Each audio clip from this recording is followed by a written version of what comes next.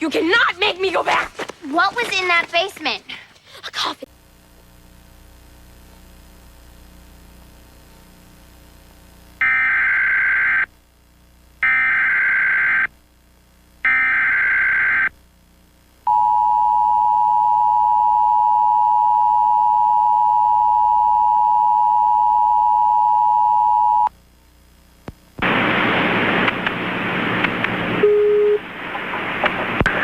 Buenas tardes, interrumpimos la programación. El Servicio Nacional de Meteorología en San Juan ha emitido un aviso de inundaciones repentinas para los municipios de Culebra, Vieques, San Tomás, San John y Santa Cruz hasta las 10 de la noche de hoy.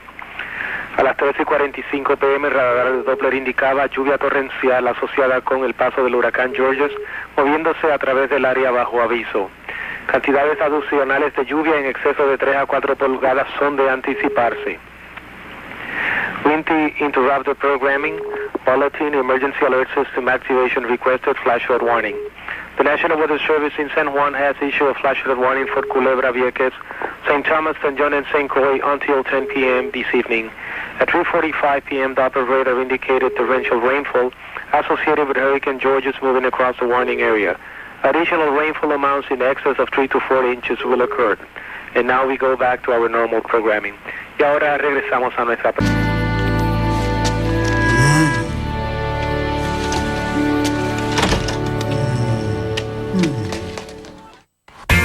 Walt Disney will return in just a moment. Every night inside Walt Disney.